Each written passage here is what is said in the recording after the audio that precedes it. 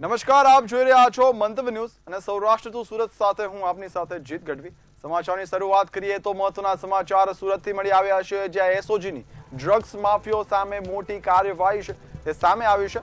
327 કેસમાં ₹14 કરોડથી વધુનો નશીલો પદાર્થ છે તે જપ્ત કરવામાં આવ્યો છે। 450થી વધુ ગુનેગારોને જેલમાં ધકેલી ડ્રગ્સ નેટવર્ક પર સપાટો ફેરવવામાં આવ્યો છે, તેમજ જામીન પર છૂટેલા 140થી વધુ પેડલરોને એસઓજીએ પાછા બોલાવ્યા હતા। ફરી ગુનેગારી ન કરે તેવું આરોપીઓને ચેતવણી પણ આપવામાં આવી છે। અન્ય સમાચાર પર નજર કરીએ તો ગીરના જંગલ પર ફરી એકવાર મોટું સંકટ આવી પડ્યું છે। સૌરાષ્ટ્રના ગીર પૂર્વ અને ગીર પશ્ચિમ વન વિભાગમાં કેનાઇન ડિટેમ્બર વાયરસ અને બેબેસિયા જેવા જીવલેણ રોગચાળાના કારણે 8થી વધુ સિંહો અને સિંહ બાળના મોત નીપજ્યા છે। આ ગંભીર પરિસ્થિતિને પગલે ધારી ગીર પૂર્વમાં વન વિભાગ હાઈ એલર્ટ પર આવી ગયું છે। ધારી સરસિયા રેન્જમાંથી 8 સિંહોના આખા જૂથને રેસ્ક્યુ કરીને ઓબ્ઝર્વેશન હેઠળ રાખવામાં આવ્યું છે, તેમજ વન વિભાગ દ્વારા સેમ્પલિંગ અને સારવાર પ્રક્રિયા શરૂ કરવામાં આવી છે। વન વિભાગ તાત્કાલિક આ બાબતમાં પગલાં લે, જે ડીવોર્મિંગ કરવાના હતું સિંહો એ ડીવોર્મિંગ કરતા નથી, જેના કારણે જે આ ભેદી રોગ છે, જે બબેશિયા અને સીડીવી વાયરસ એ સિંહોમાં સંક્રમિત થયેલો અત્યારે જણાઈ આવે છે અને 8 જેટલા સિંહો મર્યા છે, ત્યારે પરિસ્થિતિ ખૂબ જ ગંભીર છે। વન વિભાગે બીજા જે કાર્યો છે કે ભાઈ જંગલની જમીનો આપવી, કોઈને માલધારીને પુનર્વસન કરાવવું, આ જે બધી બાબતો છે એ બાજુ પર રાખી અને સીધા સિંહો માટે કામ લાગવું જોઈએ। 5 સિંહો અને 3 સિંહ બાળ ધારી ગીરવ અને પશ્ચિમના આ બનાવ બન્યો તે ખૂબ દુઃખદ ઘટના કહેવાય। દર વર્ષે આવો બને છે। 2018ની હું વાત કરું તો બેબેશિયા નામનો જે રોગ આવ્યો હતો ત્યારે 34 ઉપર સિંહો મૃત્યુ પામ્યા હતા। તો મારે તો સરકારને એ જ વિનંતી છે કે જે રીતે કોરોનાની અંદર વેક્સિન કાઢ્યું હતું તો આનું પણ એક વેક્સિન કાઢવું પડશે, તો જ આપણે સિંહોને બચાવી શકીશું। કારણ એ છે કે જંગલ કરતાં ગીર કરતાં પણ બૃહદગીરની અંદર સિંહોની ખૂબ મોટી સંખ્યાઓ છે, ત્યારે આ બનાવ બને છે ત્યારે અમારા સિંહ પ્રેમીઓ ખૂબ રોષની લાગણી વ્યક્ત કરે છે। આ બેબેસિયા વાયરસનો પ્રસાર અટકે એટલા માટે વન વિભાગના અધિકારીઓ અને વેટરનરી ડૉક્ટરોની ટીમ સક્રિય છે અને આવા શંકાસ્પદ જે બેબેસિયા વાયરસના ધરાવતા સિંહો છે એની ઓળખ કરવાની પ્રવૃત્તિ પણ ચાલુ છે અને ઓળખ કરીને એના સેમ્પલ લઈને એને એ પ્રકારની સારવાર આપવાનું કામ પણ ચાલુ છે અને ઈતરડીઓ દૂર કરવાની પણ પ્રક્રિયા હાથ ધરવામાં આવી છે। ગુજરાતમાં સિંહોના વધતા મોત પાછળ બેબેસિયા વાયરસ જવાબદાર હોવાનું એનિમલ વેલફેર બોર્ડના સભ્ય રાજેન્દ્ર શાહે જણાવ્યું હતું। ટીક નામના જંતુ મારફતે ફેલાતો આ વાયરસ સિંહો માટે જીવલેણ બની રહ્યો છે। જંગલોનું ક્ષેત્રફળ ઘટતા સિંહો જૂથમાં રહેતા હોવાથી સંક્રમણ ઝડપથી ફેલાવાનો ખતરો પણ સેવાઈ રહ્યો છે। રાજેન્દ્ર શાહે સિંહોને બચાવવા માટે જંગલ વિસ્તારમાં દર 20 કિલોમીટર પર હોસ્પિટલ અને યોગ્ય આયોજન કરવાની માંગ પણ કરી છે।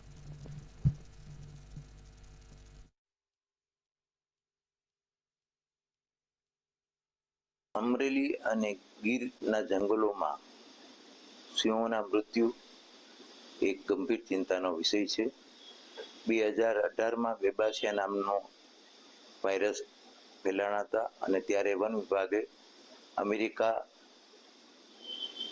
તેના રિપોર્ટો મોકલી અને વેક્સિન મંગાવેલા। ત્યાર પછી તાજેતરમાં પણ અમરેલી અને ગીરમાં આવા મૃત્યુના કિસ્સાઓ બનેલા છે, ત્યારે વન વિભાગે આ માટે કોઈ રિપોર્ટ હજુ સુધી જાહેર કેમ નથી કર્યો। જામનગર મહાનગરપાલિકાના નવા મેયર તરીકે મોનિકા વ્યાસની વરણી કરવામાં આવી છે। ડેપ્યુટી મેયર તરીકે રાકેશ ડેરની નિમણૂક કરવામાં આવી છે, જ્યારે સ્ટેન્ડિંગ કમિટીના ચેરમેન તરીકે કોર્પોરેટર કિરણકુમાર મોનાણીની વરણી કરવામાં આવી છે। ભાજપના શાસક પક્ષના નેતા તરીકે અમર મોદી અને દંડક તરીકે પ્રવીણા રૂપડિયાની નિમણૂક કરવામાં આવી છે।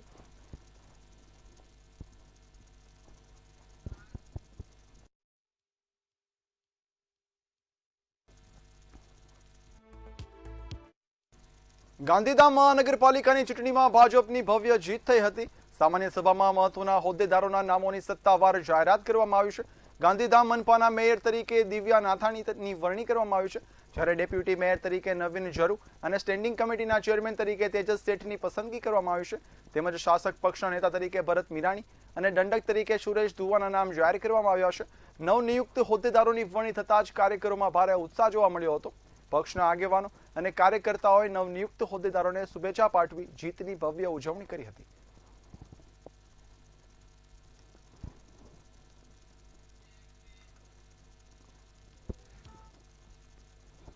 જૂનાગઢ જિલ્લાના માંગરોળમાં પેટ્રોલ ડીઝલના સતત વધતા ભાવો સામે ખેડૂતોમાં ભારે રોષ ફાટી નીકળ્યો છે. કાળઝાળ ગરમી વચ્ચે ખેડૂતો રસ્તા પર બેસી તંત્ર સામે વિરોધ નોંધાવી રહ્યા છે. ખેડૂતોનું કહેવું છે કે ઈંધણના ભાવ વધતા ખેતી ખર્ચમાં સતત વધારો થઈ રહ્યો છે, જેના કારણે આર્થિક બોજ પણ વધી રહ્યો છે. ખાસ કરીને ડીઝલના વધેલા ભાવ અને અછતને કારણે ખેતી કામગીરી અને ચોમાસુ વાવેતર પ્રભાવિત થઈ રહ્યું છે. ખેડૂતો સરકાર સમક્ષ ઈંધણનો ભાવ તાત્કાલિક ઘટાડે તેવી માંગ કરી રહ્યા છે. અમારા વિસ્તારમાં કેટલા દિવસો તો એક તો ડીઝલ મળતું જ નથી, અને ડીઝલ અમુક ટકા મળે તો એમાં 10 દિવસમાં 4 વખત વધારો કર્યો છે. હવે ખેડૂતો પાસે અટાણે બિયારણ લેવાના પૈસા નથી, અને ડીઝલમાં વધારો, ખાતરમાં વધારો આપે છે, અન્ય બિયારણો, દવા, અને આમાં પણ વધારો. તો ખેડૂતો ક્યાં જાય છે? સરકાર ડેલી ને ડેલી આવું કરશે તો ખેડૂતોનું કોણ થશે? સરકાર નહીં થશે તો. રાજકોટ જિલ્લાના ધોરાજી પંથકમાં ખેડૂતો પર ટ્રિપલ એટેક જેવી સ્થિતિ સર્જાઈ છે. મોંઘા બિયારણ, વધતા જંતુનાશક દવાઓના ભાવ અને સતત ત્રીજી વખત વધેલા ડીઝલના ભાવને કારણે ખેતી ખર્ચાળ બની છે. બીજી તરફ પૂરતા પ્રમાણમાં ડીઝલ ન મળતા ચોમાસુ પાકના વાવેતરમાં પણ વિલંબ થઈ રહ્યો છે. ટ્રેક્ટર અને કૃષિ સાધનો માટે ડીઝલ જરૂરી હોવાથી વધેલા ભાવનો સીધો આર્થિક બોજ ખેડૂતો પર પડી રહ્યો છે. ખેડૂતોએ સરકાર સમક્ષ ડીઝલના ભાવમાં રાહત અને પૂરતો જથ્થો ઉપલબ્ધ કરાવવાની માંગ કરી છે.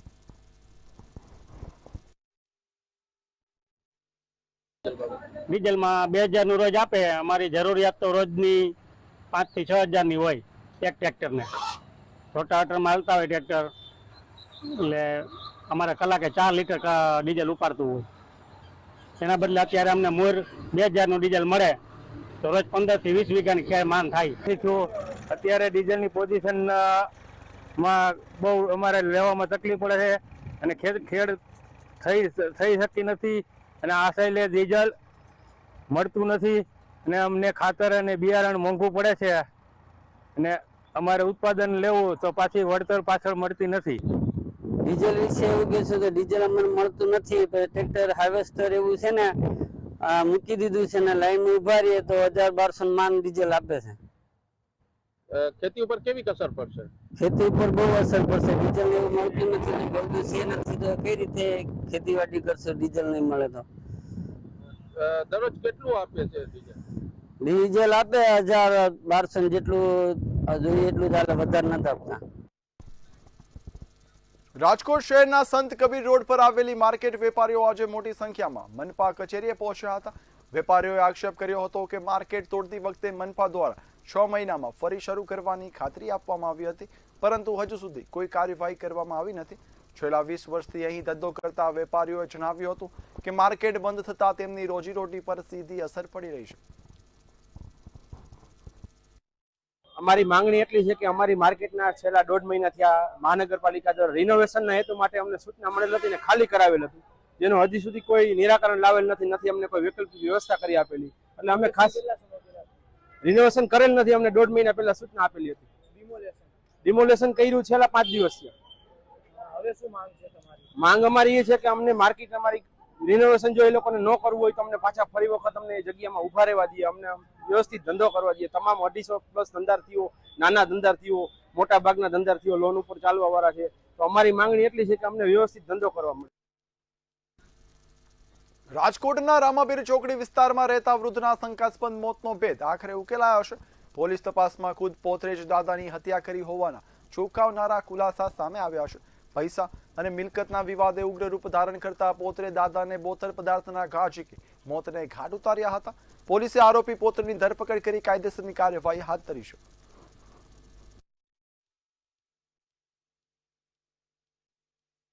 બાદ એના દાદા છે અર્જનભાઈ એ ધિરાણ ચૂકવણી કરેલી, ત્યાર બાબતના આ બાબતની એમને ખટરાક ચાલતો હતો. એ બાબતનું મનદુખ રાખી અને 25 તારીખના રોજ આ બે વચ્ચે ઝઘડો થતા આ મોહિતભાઈ છે એ એમના ઘરે જઈ અને ઝઘડો કરી અને બોથર પદાર્થમાં એમને પાવર બ્લોક આવે પથ્થરનો બ્લોક તથા લોખંડનું ટેબલ છે જે માથાના ભાગે મારી અને જેઓનું મૃત્યુ નિપજાવેલું છે અને જેઓની હાલ ધરપકડ કરવામાં આવેલી છે. ભાવનગરમાં કંસારા નદીના શુદ્ધિકરણ અને સજીવીકરણનો કરોડોનો પ્રોજેક્ટ વર્ષો પછી પણ અધૂરો રહેતા સ્થાનિકોમાં ભારે રોષ જોવા મળ્યો હતો. લોકોને રિવરફ્રન્ટના સપના બતાવી તંત્ર દ્વારા તબક્કાવાર કામગીરીના દાવા કરાય છે, પરંતુ વાસ્તવિકતામાં નદી ગંદકી, ડ્રેનેજનું પાણી અને જળ વનસ્પતિના કારણે રોગચાળાનો ભય વધ્યો છે. ચૂંટણીના વાયદાઓ વચ્ચે આ પ્રોજેક્ટ ક્યારે પૂર્ણ થશે તે મહત્વનો સવાલ છે. પહેલા કંસારાની અંદર જે મચ્છરોનો ઉપદ્રવ થતો એ આજની તારીખે થઈ રહ્યો છે. શુદ્ધિકરણની નામ હતી, આજની તારીખે ગંદુ પાણી એવું ને એવું જઈ રહ્યું છે. વચ્ચે ખડ ઉગી રહ્યું છે, જાળીઓ તૂટી ગઈ છે, કરોડો રૂપિયાનો ખર્ચ વ્યર્થ થયો હોય ને એવું ચોક્કસ લાગી રહ્યું છે. અને ભૂંગળા પણ અમુક જગ્યાએ બહાર દેખાઈ રહ્યા છે. જે એના ઢાળ બનાવ્યા હતા પ્લાસ્ટર કરીને એ પણ તૂટી ગયા છે. એટલે મારા ખ્યાલ મુજબ આ મોટો ભ્રષ્ટાચાર કંસારામાં 85 થી 80 કરોડ રૂપિયા જેવું નાખવા છતાંય આજની તારીખે લોકોને દુવિધાજનક આ કંસારો છે અને મચ્છરોનો ઉપદ્રવ આજની તારીખે એવો ને એવો છે. ખરેખર 3 વખત નામ આપ્યું એટલે હું માનું છું ત્યાં સુધી આ ભ્રષ્ટાચારની જ એક ચેનલ હોય અથવા ભ્રષ્ટાચારના નામે જ કંસારા પ્રોજેક્ટ કર્યો હોય એવું સરકારનું વર્તન અત્યારે જોવા મળી રહ્યું છે. કારણ કે 7 વોર્ડ અને 2 લાખ કરતા વધારે લોકોને પ્રભાવિત કરે છે, પરંતુ કામ જે છે એ હજી શૂન્યનું શૂન્ય જ છે. તો સરકારને પણ વિનંતી છે કે જો ખરેખર તમે નગરજનોને કંસારાનો પ્રોજેક્ટનો લાભ આપવા માંગતા હો તો સમયસર કામ પૂર્ણ થવું જોઈએ. પરંતુ આ સરકાર માત્ર મોટી વાતો કરે છે, કંસારા પ્રોજેક્ટનું કામ સમયસર પૂર્ણ કરતી નથી. એ નરી વાસ્તવિકતા છે. કંસારા પ્રોજેક્ટ છે એ આપણે 14/8/2020 રોજ કામનો એલઓઆઈ આપેલ હતો, જે અંતર્ગત 52 કરોડનું આપણે કામ કરવાનું હતું. જેમાંથી ફેઝ 1માં હાલમાં આપણે 96% ફિઝિકલ પ્રોગ્રેસ પૂર્ણ થઈ ગયેલ છે તથા ફાઇનાન્શિયલ પ્રોગ્રેસ 86% થયેલ છે. જે ભાગમાં જમીન સંપાદન કરવાનું છે એટલા પોર્શન પૂરતું કામ બાકી છે કે જે હવે પૂર્ણતાના આરે છે. આ ઉપરાંત કંસારા ફેઝ 2નું કામ છે 46.6 કરોડના ખર્ચે આપણે વર્ક એજન્સીને કામ 23/1/2025 રોજ એલઓઆઈ આપેલ છે તથા તેનું કામ પણ ચાલુ છે, જેમાં 24 માસ સમય મર્યાદા છે.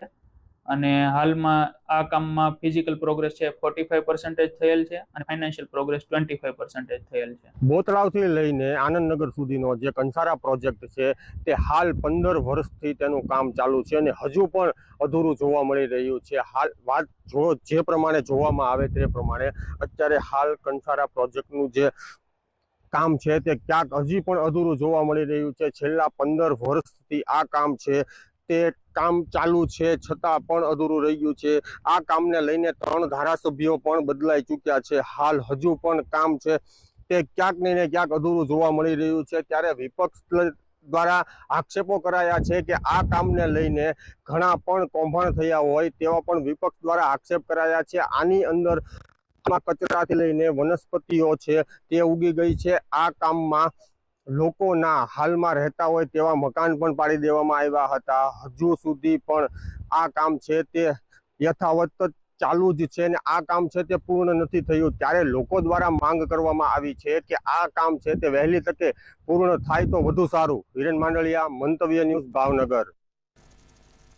બોટાદ જિલ્લાના ગઢડા તાલુકાના 15થી વધુ ગામોમાં સિંચાઈના પાણીની ગંભીર અછત સર્જાઈ છે. સૌની યોજનાનો લાભ ન મળતા ખેડૂતો વરસાદ આધારિત ખેતી કરવા માટે મજબૂર બન્યા છે. નદી, નાળા અને તળાવો સૂકા બનતા ખેતી પર સીધી અસર જોવાઈ રહી છે. અનેક રજૂઆતો છતાં કાર્યવાહી ન થતા ખેડૂતોમાં રોષ પણ ફેલાયો છે. ખેડૂતોએ સરકાર પાસે તાત્કાલિક સૌની યોજનાનો લાભ આપવાની માંગ કરી છે. પાણીની બહુ મુશ્કેલી છે. અમારે સૌની યોજનાની વાટે જે બી લાઈન આવી તે બી વાટ જોવે છે. 15-17 ગામડા તો પાણી વગરને હેરાન થાય થાવ. બરોબર, સૌની યોજના અમારે પહેલા એક વખત લાઈન મંજૂર થઈ ગઈ હતી કમ્પ્લીટ, પણ સંજોગો વરસાદ ગમે ત્યાં કપાઈ ગઈ લાઈન અને તેદું એમને જ્યાં ત્યાં રજૂઆત કરવી છે. મંત્રી સાહેબ કુંવરજીભાઈ બાવળિયા હતા, જ્યાં મિટિંગ કરાય ત્યાં અહીંથી ગામના 25-50 જણા લઈને જાવ છો, પણ હજી કોઈ એનો રસ્તો આવતો નથી. જામનગરમાં ઇસ્કોન મંદિર પાસે ગેરકાયદેસર દબાણો પણ કડક કાર્યવાહી હાથ ધરવામાં આવી છે. સરકારી જમીન પર 16 જેટલા ગેરકાયદેસર પ્લોટ પર ડિમોલેશન હાથ ધરવામાં આવ્યું છે. આ મેગા ડ્રાઈવ અંતર્ગત 1.20 લાખ ચોરસ ફૂટ જેટલી જમીન પર ગેરકાયદેસર બાંધકામો દૂર કરવામાં આવ્યા છે. કોઈ અનિચ્છનીય બનાવ ન બને તે માટે ચુસ્ત પોલીસ બંદોબસ્ત પણ ગોઠવવામાં આવ્યો છે. કે જામનગર મહાનગરપાલિકાને કલેક્ટરશ્રી દ્વારા યુએલસી પૈકીની જે આ જમીન પ્રાપ્ત થયેલ હતી, આ જમીન અંદાજે 11,144 ચોરસ મીટર જેટલી જમીન છે અને તેમાં 24 જેટલા પ્લોટ અને 16 જેટલા બાંધકામ આવેલા હતા. આ બાંધકામો આ પ્લોટ પર અમુક આસામી દ્વારા ગેરકાયદેસર કોમર્શિયલ બાંધકામ કરવામાં આવેલા હતા, જે પૈકી અમુક બાંધકામો તારીખ 3/5/2026 ના રોજ જામનગર મહાનગરપાલિકા દ્વારા દૂર કરવામાં આવ્યા હતા. ત્યારબાદ અન્ય આસામી દ્વારા સમીની માંગણી કરવામાં આવી હતી.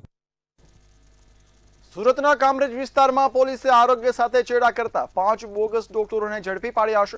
બાતમીના આધારે પોલીસે અલગ અલગ વિસ્તારોમાં 15 જેટલા ક્લિનિક્સમાં દરોડા પાડ્યા હતા. પકડાયેલા આરોપીઓ પાસે કોઈ માન્ય મેડિકલ ડિગ્રી કે રજિસ્ટ્રેશન નથી. રેડ દરમિયાન પ્રતિબંધિત દવાઓ અને સાધનો પણ જપ્ત કરવામાં આવ્યા છે.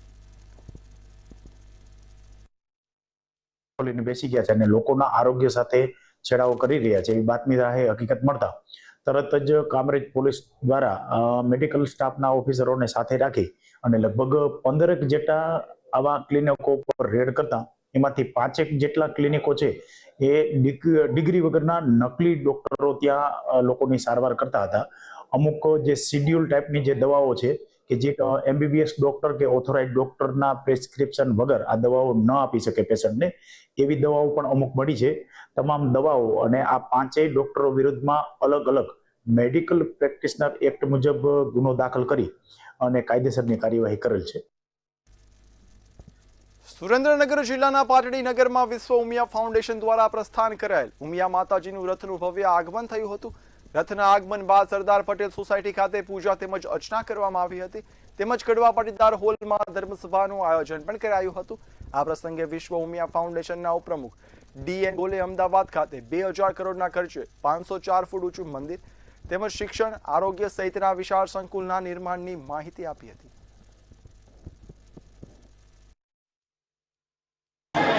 આ દિવ્ય રથ સમગ્ર ગુજરાતમાં પરિભ્રમણ કરવાનો છે.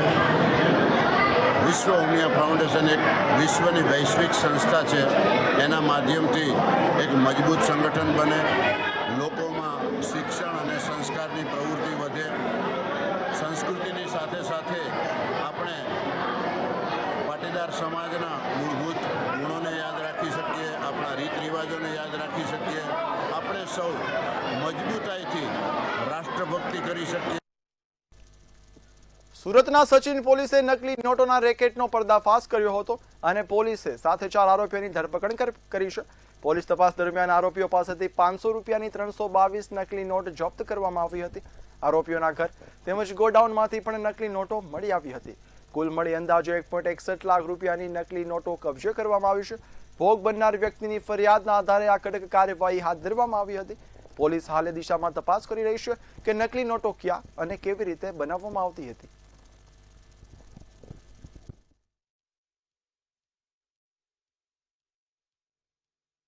જે બનાવ છે સચિન ટી પોઈન્ટ, એની આજુબાજુના સીસીટીવી ફૂટેજના આધારે આરોપીઓને ઓળખી કાઢેલા અને તુરંત આરોપીઓ 3 આરોપી મોહમ્મદ અલ્તાફ આલમ સત્તાર, નજીર અનુલ અંસારી અને મોહમ્મદ રઈસ રશીદ સિદ્દીકી, તેઓને પ્રથમ ઓળખ કરવામાં આવેલી અને તેઓને ડિટેન કરવામાં આવેલા અને તુરંત કાર્યવાહી કરી આ જે આરોપીઓના જે ગોડાઉન છે ત્યાંથી પણ ડુપ્લિકેટ નોટો રિકવર કરવામાં આવેલ છે.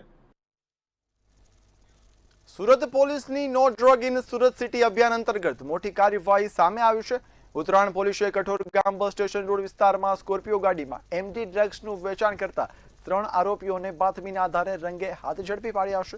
આરોપીઓ પાસેથી અંદાજે ₹87,400 ની કિંમતનું 8.74 ગ્રામ મેફેડ્રોન ડ્રગ્સ જપ્ત કરવામાં આવ્યું છે. સાથે જ મોબાઈલ ફોન, રોકડ રકમ અને સ્કોર્પિયો કાર સહિત કુલ ₹6,18,190 રૂપિયાનો મુદ્દામાલ પણ કબજે લેવાયો છે.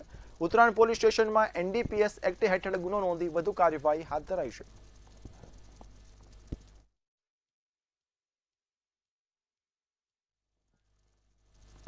સુરતના પલસાણામાં રખડતા શ્વાનનો આતંક દિવસે ને દિવસે વધી રહ્યો છે. સોસાયટીમાં ઘર પાસે રમી રહેલા બાળક પર 2 શ્વાનોએ જીવલેણ હુમલો કર્યો હતો. બાળકને માથા, કાન અને છાતી સહિત ગંભીર ઈજાઓ પહોંચી છે. ઈજાગ્રસ્ત બાળકને સારવાર અર્થે સિવિલ હોસ્પિટલ ખસેડવામાં આવ્યો હતો. રખડતા શ્વાનના આતંકથી સ્થાનિકોમાં ભયનો માહોલ જોવા મળી રહ્યો છે.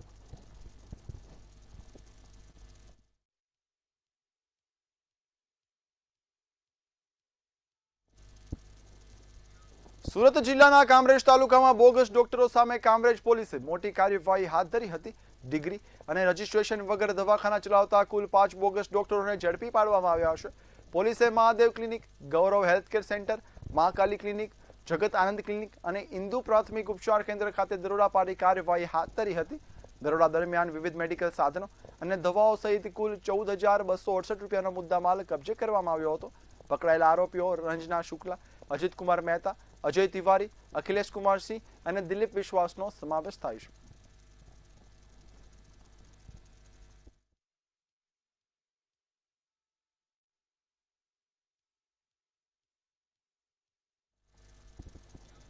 સુરતમાં સગીરાનું અપહરણ કરી શારીરિક શોષણ કરનાર આરોપીને પોલીસે ઝડપી પાડ્યો છે. આરોપી અભયકુમાર ઉર્ફે અભી જગેઠિયાએ લગ્નની લાલચ આપી સગીરાનું અપહરણ કરી તેને પોતાના વતન લઈ ગયો હતો. પોલીસે તપાસ દરમિયાન આરોપીને ઉત્તરાખંડથી ઝડપી પાડ્યો છે. સમગ્ર મામલે પોલીસે ગુનો નોંધી વધુ તપાસ હાથ ધરી છે.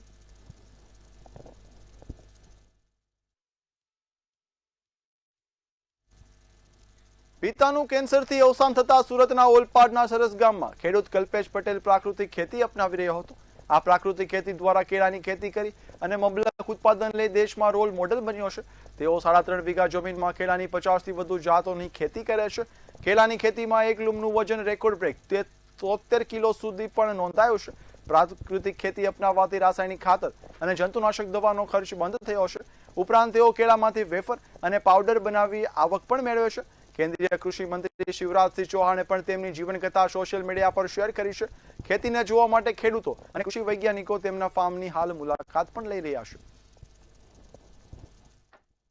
પ્રાકૃતિક કૃષિ કરવા પાછળ મારું કારણ છે, મારી લાઈફનું સૌથી મોટું ટર્નિંગ પોઈન્ટ જો કહેવામાં આવે તો મારા ફાધર છે. 2011ની સાલની અંદર મારા ફાધરને કેન્સરની બીમારી આવી. ત્યારે આ ક્ષેત્રની ફર્સ્ટ કેસ હશે જે કેન્સર આવ્યું મારા ફાધરને. મને તો ખ્યાલ હતો કે મારા ફાધર ખેતીની અંદર સૌથી વધારે રાસાયણિક ખાતર અને પેસ્ટિસાઇડ્સનો ઉપયોગ કરતા હતા.